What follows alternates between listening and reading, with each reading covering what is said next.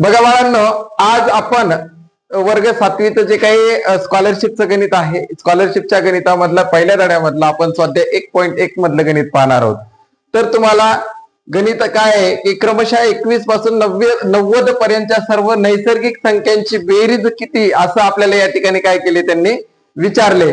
मग असं आल्यानंतर तुम्ही परीक्षेमध्ये 21 अधिक 22 अधिक 23 अधिक 24 असं करत बसणार आहेत का? नाही. तर मी तुम्हाला त्या दिवशी सांगितल्याप्रमाणे त्याचं जे काही सूत्र आहे ते सूत्र काय आहे की अगोदर सूत्र आहे पहिली संख्या अधिक शेवटची संख्या कंस बंद गुणिले एकूण संख्या छेदामध्ये 2. मग हे गणित करत असताना पहिली संख्या आपली काय दिलेली आहे गणितामध्ये आपल्याला 21 दिलेली. मी इथे 21 मांडलं, अधिकला अधिक केला, त्यानंतर इथं काय 90 कंस बंद केला गुणिले 70 आणि छेदामध्ये 2. आणि या 70 ला मी या 2 न काटाकाटीनं केली किंवा भाग दिला, 2 न भाग दिल्यानंतर 70 ला इथं आलं मला 35 मिळालं. आणि या दोन्हींची बेरीज केल्यानंतर ती येते 111. 90 अधिक 21 100 किती येते 11 गुणिले इथं का किती राहिले आपले 35. आता या 35 आणि 111चा गुणाकार केल्यानंतर 35 एक 35 ला 5 हातचे राहिले 3, त्यानंतर 35 एक 35 हातचे 3, 38 ला 8 हातचे राहिले 3, 35 एक 35 35 आणि 3 38 म्हणून आपलं इथं 38 मानले 3885 या ठिकाणी उत्तर आलं. आणि अशा पद्धतीचं जे काही उत्तर आहे हे उत्तर आपल्या पर्याय क्रमांक 1 मध्ये दिलेलं आहे. अशा पद्धतीनं आपल्याला हे गणित या ठिकाणी सोडवता येतं. बघा आपण स्वाध्याय 1.1 मधलं दुसरं गणित या ठिकाणी पाहणार आहोत. तर ते गणित असं आहे 1 ते 100 पर्यंतच्या जोडमूळ संख्यांच्या जोड्या डॅश डॅश आहेत. तर मित्रांनो सगळ्यात महत्वाचं म्हणजे मूळ संख्या म्हणजे काय की मूळ संख्या म्हणजे ज्या संख्यांना स्वतः तीच व 1 या व्यतिरिक्त कोणत्याही संख्येनं भाग जात नाही किंवा तिचे 1 व स्वतः तीच संख्या अशी विभाजक असते त्यांना आपण मूळ संख्या म्हणतो. 1 ते 100 पर्यंतच्या मूळ संख्या आपण जर पाहिल्या तर यामध्ये 2 3 5 7 11 13 17 19 23 29 31 37 41 43 47 53 59 61 67 71 73 79 83 89 आणि 97 अशा 1 ते 100 पर्यंत एकूण मूळ संख्या आहेत 25. आणि जोडमूळ संख्याच्या जोड्या म्हणजे काय तर सगळ्यात महत्वाचं म्हणजे जोडमूळ संख्या म्हणजे काय हे तुम्हाला मी कालच्या तासिकेमध्ये सांगितलं. तर जोडमूळ संख्या म्हणजे ज्या दोन मूळ संख्यांमध्ये कितीचा फरक असतो तर 2चा फरक असतो त्यांना आपण काय म्हणतो बाळांनो तर जोडमूळ संख्या म्हणतो.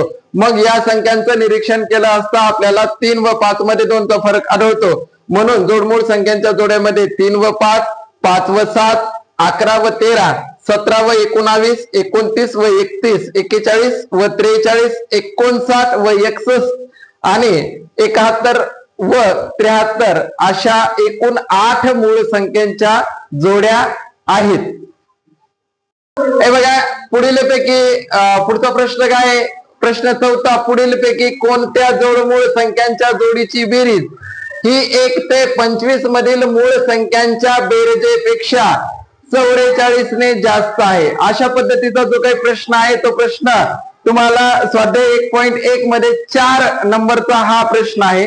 या प्रश्नाचं बाळांना उत्तर सोडवत असताना काय करायचंय की तुम्हाला 1 ते 25 मधल्या सगळ्या मूळ संख्या माहित असणं गरजेचं आहे. आता तुमच्यापैकी मला सांगा रे त्याच्यामधल्या मूळ संख्या कोणत्या आहेत 2 3 5 7 9 सॉरी 11 13 17 19 आणि 23 ह्या 1 ते 25 पर्यंत एकूण असणाऱ्या मूळ संख्या आहेत. यांची जर आपण बेरीज पाहिली तर यांची बेरीज बघा बेरीज करताना 23 व 7 11 व 19 13 व 7 यांचा जर आपण संबंध लावला तर 23 व 7 30 11 आणि 19 30 आणि 11 आणि 17 किती झाले 30 30 आणि 30 7 आणि 30 90 5 आणि 3 8 आणि 2 10 यांची बेरीज किती राहिली 90 अधिक 10 किती राहिले यांची बेरीज सगळ्यांची बेरीज राहिली 100.